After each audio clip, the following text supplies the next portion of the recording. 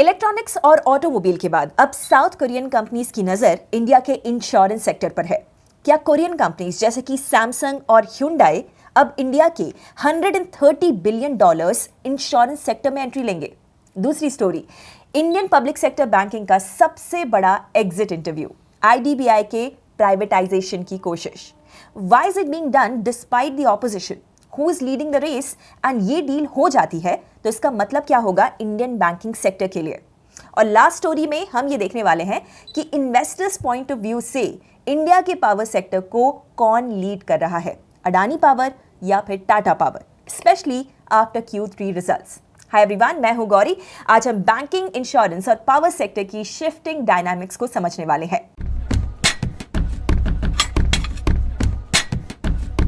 Indian financial landscape में एक बड़ा शिफ्ट आ रहा है। हमने ऑटोमोबाइल्स और इलेक्ट्रॉनिक्स में तो कोरियन डोमिनेंस को देख लिया, लेकिन अब साउथ कोरिया के की financial giants Samsung fire and marine, Mirae asset और Hyundai marine and fire India के $130 बिलियन के इंश्योरेंस मार्केट में एंट्री लेने की सोच रहे हैं। एंड बिफोर यू आस्क, ये उसी सैमसंग और ह्यूंडई के इंश्योरेंस आर्म्स हैं जो ऑलरेडी इंडिया में हाउस होल्ड नेम्स हैं। Let's first know these firms even better. Indians भले ही सैमसंग का नाम सुन के टीवी, फ्रिज, एसी इन सब के बारे में सोचते हो, बट इनका insurance arm Samsung fire and marine insurance South Korea के नॉन लाइफ इंश्योरेंस सेक्टर का डोमिनेंट लीडर है with a 22% market share. Same goes for Hyundai. ये ऑटोमोबाइल जायंट का insurance arm Hyundai marine and fire insurance South Korea के non life insurance sector का 18% market share hold करता है as of 2024। Mirae asset life insurance South Korean based Mirae asset financial group का established arm है जो कि globally $754 billion के assets को मैनेज करता है। Now the obvious question is, India में ऐसा क्या है भाई कि ये कोरियन इंश्योरेंस जायंट्स यहां पर खींचे चले आ रहे हैं? Here are the top reasons. First, India का इंश्योरेंस पेनिट्रेशन सिर्फ 3.7% ऑफ जीडीपी है, जो कि ग्लोबल एवरेज ऑफ 7% से काफी नीचे है। For insurers, this is like entering India's telecom market in the early 2000s. Early stage growth with decades of upside. Second, इनके इंडिया एम्बिशंस को एक और बूस्ट मिला है लास्ट ईयर, जब इंडिया ने इंश्योरेंस सेक्टर में 100% फॉरेन ओनरशिप को अलाउ कर दिया। This makes acquisitions and joint ventures economically viable for global insurers. Financial sector reforms. The FDI limit for the insurance sector will be raised from 74 to 100%. This enhanced limit will be available for those companies which invest the entire premium in India. The current guardrails and conditionalities associated with foreign investment will be reviewed and simplified. Third, insure tech distribution में India global leader की तरह उभर रहा है और Korean firms are anyway very tech heavy, मतलब कि match made in heaven. Fourth, Korea's insurers are facing ageing populations and stagnant demand at home, और इंडिया के पास है यंगर पॉपुलेशन और राइजिंग इनकम्स का attractive combo. So because of all these factors, Korean insurance firms are eyeing India. अब हम इनके India plans को और क्लोजली देखते हैं। सो सैमसंग और Hyundai marine non life segment जैसे कि ऑटो, प्रॉपर्टी और हेल्थ इंश्योरेंस पर फोकस कर रहे हैं, जबकि मिराई एसेट, जो पहले से ही आपको पता है कि इंडिया में अपना म्यूचुअल फंड बिजनेस सेट कर चुका है, वो लाइफ इंश्योरेंस और रिटायरमेंट प्रोडक्ट्स पर बेट लगा सकते हैं। इसके लिए इन कंपनीज के पास ऑर्गेनिक और इनऑर्गेनिक दोनों रास्ते खुले हुए हैं, यानी वो या तो नया सेटअप लगा सकते हैं या फिर किसी एग्जिस्टिंग लोकल प्लेयर के साथ टाई अप कर सकते हैं। इंडिया में already AIG, Axa, Nippon, Prudential और मेट लाइफ जैसे फॉरेन प्लेयर्स इंडियन फर्म्स के साथ टाई अप करके अपनी एक जगह बना चुके हैं। अब इस लिस्ट में पहली बार हो सकता है कि कोरियन इंश्योरेंस फर्म्स का भी नाम जुड़ जाएगा, लेकिन इन कोरियन इंश्योरेंस फर्म्स के लिए इंडिया में बिजनेस करना इतना भी आसान नहीं होने वाला है। फर्स्ट रीजन है ऑफ कोर्स प्रॉफिटेबिलिटी इश्यूज। एक तो मैकिंजी की रिपोर्ट ये बताती है कि इंडिया में जो इंश्योरेंस कमीशंस हैं, यानी एजेंट या ब्रोकर को दी जाने वाली फीस है, वो बहुत हाई है। दूसरी तरफ मल्टीनेशनल इंश्योरर्स के मुकाबले इंडियन फर्म्स के प्रॉफिट मार्जिन्स भी काफी नीचे हैं डिस्पाइट स्ट्रॉन्ग प्रीमियम ग्रोथ। इसके पीछे है इंटेंस कंपटीशन, ज्यादा अंडर राइटिंग लॉसेज और high expense ratios. But in issues के बीच में एक रे ऑफ होप बन के आया लास्ट दिसंबर में पास हुआ सबका बीमा सबकी रक्षा एक्ट 2025। इस लॉ ने न सिर्फ इंश्योरेंस सेक्टर में 100% एफडीआई को अलाउ किया, जैसा मैंने बोला था, बट इसकी वजह से अब इंश्योरेंस रेगुलेटर आरडीएआई को एक नया सेट ऑफ पावर्स मिल गया है, जिससे वो कमीशन लिमिट्स को सेट कर सकता है और रॉन्गफुल गेन्स को भी डिसगॉर्ज कर सकता है। इससे ग्लोबल प्लेयर्स को कॉन्फिडेंस मिला है टू एक्सप्लोर इंडिया फर्दर। अब इसका इम्पैक्ट एग्जिस्टिंग इंश्योरेंस कंपनीज पे तो होगा ही, लेकिन साथ ही साथ क्या कंज्यूमर्स यानी आप जैसे इंश्योरेंस लेने वालों को भी कोई इसका फायदा मिलने वाला है? क्या Korean firms pre existing competition को बीट करने के लिए प्रीमियम्स चीपर कर देंगी या वो कोई और तरीका अपनाएंगी? Listen in to our in house insurance expert Abhishek Singh. मेरे हिसाब से इंडिया में ऑलरेडी जो इंश्योरेंस प्रीमियम्स चार्ज किए जा रहे हैं वो एप्ट हैं, ज़्यादा एक्सपेंसिव नहीं है इंडियन इंश्योरेंस पॉलिसीज़। तो ऐसा तो नहीं है कि अगर और भी प्लेयर्स आ गए इंडिया में इन्वेस्टमेंट लेके तो प्रीमियम यहाँ से सस्ता होगा। ये बात कही जा सकती है कि क्योंकि ज़्यादा प्रीमियम, ज़्यादा लोग होड़ में रहेंगे मार्केट में इस बिज़नेस को, अपॉर्चुनिटी को लेने के लिए, तो ये हो सकता है कि ज़्यादा बेटर फीचर्स लॉन्च हो जो ग्लोबल एक्सपीरियंस है इन इंश्योरेंस प्लेयर्स को मिले हैं और जो इंडिया में शायद आज की डेट में वो फीचर्स अवेलेबल नहीं है। मीनवाइल इंश्योरेंस प्लेयर्स और इंश्योरेंस सीकर्स दोनों को इस मार्केट मूवमेंट पे नजर रखनी चाहिए। So what do you think, क्या कोरियन इंश्योरेंस फर्म्स इंडिया के इंश्योरेंस मार्केट को क्रैक कर पाएंगे? चलते हैं अगली स्टोरी की तरफ, जहां पर आईडीबीआई बैंक के स्ट्रेटेजिक डिसइन्वेस्टमेंट स्टोरी में एक नया ट्विस्ट आ गया है। फरवरी 6, 2026 को दीपम और department of investment and public asset management ने यह कंफर्म किया है कि उन्हें बैंक का 60.72% स्टेक सेल करने के लिए फाइनेंशियल बिड्स मिल चुकी हैं। इस डील में गवर्नमेंट और एलआईसी जॉइंटली अपना स्टेक सेल कर रहे हैं, जिस पर वो 2021 से काम कर रहे थे। While the government will dilute 30.48% of its 45.48% stake in IDBI Bank, while LIC, which holds 49.24%, will sell 30.24%. इस डील को जीतने वाले को IDBI बैंक में मेजॉरिटी स्टेक के साथ साथ मैनेजमेंट कंट्रोल भी मिलेगा। गवर्नमेंट को भरोसा है कि ये जो प्रोसेस है वो इस फिस्कल में पूरा हो जाएगा और इससे उन्हें एटलीस्ट 33,000 करोड़ रुपीस मिलने की उम्मीद है। तो इस मेजर डील का विनर कौन हो सकता है? मीडिया रिपोर्ट्स को डिसमिस करते हुए कोटक महिंद्रा बैंक ने इस रेस में होने से साफ इनकार कर दिया है। तो अब बचा कौन? आईडीबीआई प्राइवेटाइजेशन के बिडिंग वॉर में दो मेन फ्रंट रनर्स बच गए हैं और दोनों ही फॉरेन फर्म्स हैं। प्रेम वत्स की फेयरफैक्स इंडिया और दुबई का giant Emirates NBD. Toronto based Fairfax के पास स्ट्रेस्ड एसेट्स को टर्न अराउंड करने का ग्लोबल एक्सपीरियंस है, जो उन्हें आईडीबीआई के लिए एक तरीके से आइडियल कैंडिडेट बना देता है। इसके अलावा इनके इंफ्रास्ट्रक्चर, फाइनेंशियल सर्विसेज और लॉजिस्टिक्स में मेजर इन्वेस्टमेंट्स हैं, including major stakes in Bangalore airport, CSB bank and IIFL group companies. And as of December 2025, these investments value tops 7 billion.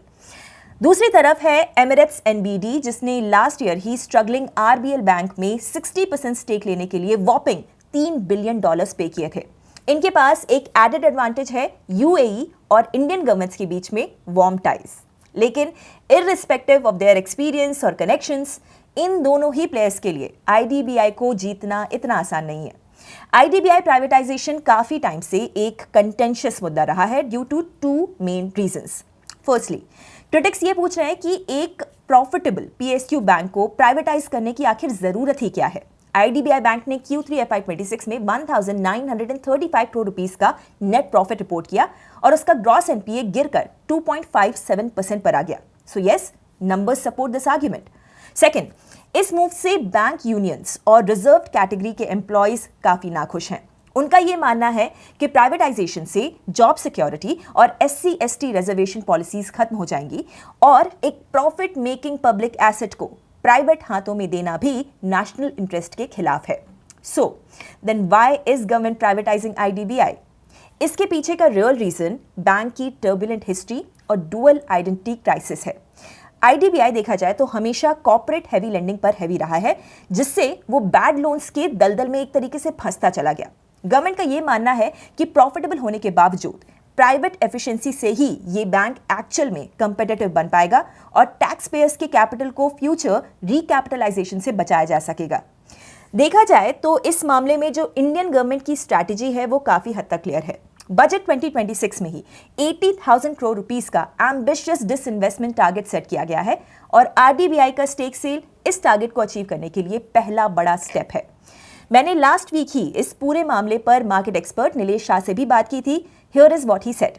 Deepam जो इतना अच्छा कार्य कर रहा है इतने सालों से, अब वह क्षमता में पहुंच गया है कि जो भी उन्हें टारगेट दिया जाएगा वो उसे अचीव कर लेंगे। मेरी सिर्फ एक गुजारिश होगी कि आप स्ट्रेटेजिक डाइवेस्टमेंट पे ज्यादा ध्यान दीजिए, मार्केट डाइवेस्टमेंट पे कम। मार्केट में कई बार 100 रुपए की चीज बेचने के लिए आपको 80 रुपए में भी बेचनी पड़ती है, बट स्ट्रेटेजिक डाइवेस्टमेंट में कई बार 100 रुपए की चीज आप बेचने जाओ तो लोग बोली लगा के 120 में भी खरीद लेते हैं। तो मेरा यकीन ये है या मेरा अनुमान ये है कि हम स्ट्रेटेजिक डाइवेस्टमेंट ज्यादा करें ताकि अच्छी वैल्यू मिले और वैसे वो 80,000 करोड़ का टारगेट अचीव कर ले। So all in all IDBI privatisation deal पूरे बैंकिंग लैंडस्केप के लिए एक टेस्ट केस है। अगर ये सक्सेसफुल होता है तो ये बाकी पीएसयू बैंक्स के प्राइवेटाइजेशन के लिए भी एक तरीके से पाथ को रेडी कर देगा। आपके हिसाब से आईडीबीआई जैसे पब्लिक सेक्टर बैंक्स का प्राइवेटाइजेशन क्या सही मूव है? और आज की लास्ट स्टोरी पावर सेक्टर और उसके दो बड़े जायंट्स के बारे में है, टाटा पावर और Adani power. Q3 FY26 results के बाद ये डिबेट और भी ज्यादा हीट अप हो गई है कि इन दोनों स्टॉक्स में से पावर सेक्टर को लीड करने की फाइट कौन जीत रहा है। Let's explore. Q3 के बाद ये क्लियर हो गया है कि टाटा पावर का जो फोकस है वो डाइवर्सिफिकेशन पर है। ये कंपनी जनरेशन, ट्रांसमिशन और डिस्ट्रीब्यूशन तीनों में पहले से मौजूद है और उनकी स्ट्रैटेजी अब रिन्यूएबल्स लेड है। Q3 में कंपनी का रेवेन्यू 9% ईयर ऑन ईयर गिरा, लेकिन एबिटा मार्जिन्स बढ़कर 22% हो गए क्योंकि उनका renewable segment 78% year on year grow हुआ। इसके अलावा टाटा पावर के पास 26,346 मेगावाट टोटल कैपेसिटी है, जिसमें से 54% क्लीन एनर्जी है। दूसरी तरफ अडानी पावर इंडिया का सबसे बड़ा प्राइवेट थर्मल प्रोड्यूसर है, जिसका मॉडल स्केल पर टिका है। कंपनी का Q3 रेवेन्यू भी 9% गिरा और प्रॉफिट भी 15% स्लाइड हो गया। रीजन था मर्चेंट पावर मार्केट पर ज्यादा डिपेंडेंस। जब शॉर्ट टर्म प्राइसेस गिरे तो कंपनी के मार्जिन्स ने भी हिट ले लिया। अडानी पावर की 90% capacity long term power purchase agreements यानी कि PPA से सिक्योर्ड है, जो उन्हें रेवेन्यू विजिबिलिटी देती है और उनका टारगेट 2032 तक 40 गीगावाट क्रॉस करने का है। मतलब जहां टाटा पावर अपने इन्वेस्टर्स को स्टेबिलिटी और ग्रीन ट्रांजिशन का प्रॉमिस दे रहा है, वहीं अडानी पावर स्केल और बेस लोड पावर का किंग है। अब ब्रोकरेजेस जैसे कि मॉर्गन स्टैनली और ICICI सिक्योरिटीज अडानी पावर पर बुलिश हैं, उनकी एग्जीक्यूशन और स्केल की वजह से, जबकि इलारा कैपिटल टाटा पावर को उनके ग्रीन इन्वेस्टमेंट पोटेंशियल के लिए बैक कर रहा है। एक और फैक्टर है यहाँ पर, Tata power consistently dividend pay करता है, जबकि अडानी पावर का सारा फोकस कैपेसिटी एक्सपेंशन पर है। इन्वेस्टर्स के लिए ये चॉइस स्टेबिलिटी और अर्निंग्स पोटेंशियल के बीच की है, इन दोनों के बीच में एक बैलेंस बिठाने की है। दोनों कंपनियों के रिजल्ट ये साफ कर देते हैं कि एनर्जी ट्रांजिशन के इस दौर में हर मॉडल के अपने रिस्क, अपने रिवॉर्ड्स हैं। अब इनके मंथली कंपैरेटिव चार्ट्स को भी हम एक बार देख लेते हैं, where black is Tata power and blue is Adani. Chart के अकॉर्डिंग 2024 के सेकेंड हाफ में दोनों स्टॉक्स ने शार्प करेक्शन दिखाया। अडानी पावर का डाउन मूव जून 2024 से अर्ली स्टार्ट हुआ, जबकि टाटा पावर का मीनिंगफुल स्लिप अक्टूबर 2024 के बाद एक्सेलरेट हुआ। फरवरी 2025 के अराउंड दोनों ने सपोर्ट लिया और बाउंस किया, लेकिन रिकवरी स्ट्रेंथ में क्लियर डाइवर्जेंस दिखाई दे रहा है। अडानी पावर ने फरवरी सितंबर 2025 में स्ट्रॉन्ग वी शेप रिकवरी के साथ knew all time high hit किया, वाइल टाटा पावर सिर्फ अपने अर्लियर फॉल का रफली 50% ही रिट्रेस कर पाया। रीसेंट प्रॉफिट बुकिंग फेज के बाद अडानी पावर फिर से रीबाउंड करके पीक जोन की तरफ मूव कर रहा है, whereas टाटा पावर ने दोबारा से रिवर्सल दिखाया है और अब प्रायर लोस की डायरेक्शन में ड्रिफ्ट करता हुआ नजर आ रहा है। तो जो इन्वेस्टर्स पावर सेगमेंट में इंटरेस्टेड हैं पर्टिकुलरली, उन्हें ग्रोथ प्रोस्पेक्ट और करंट यूटिलाइजेशन को ध्यान में रखकर अपने विनर्स को चूज करना पड़ेगा। तो आप पावर सेक्टर में स्टेबिलिटी चूज करेंगे या फिर स्केल? आज की तीनों स्टोरीज एक बात को हाईलाइट करती हैं, इंडिया के कोर सेक्टर सब सिर्फ डोमेस्टिक प्ले नहीं रहे, बल्कि ग्लोबल कैपिटल, पॉलिसी और कंपटीशन का बैटल ग्राउंड बन चुके हैं। इंश्योरेंस में कोरियन इंटरेस्ट ये दिखाता है कि रिफॉर्म्स के बाद इंडिया ग्लोबली और ज्यादा अट्रैक्टिव बन चुका है when it comes to insurance. वहीं आईडीबीआई का प्राइवेटाइजेशन सिर्फ एक डील नहीं है, बल्कि पूरे पीएसयू बैंकिंग फ्यूचर का लिटमस टेस्ट है।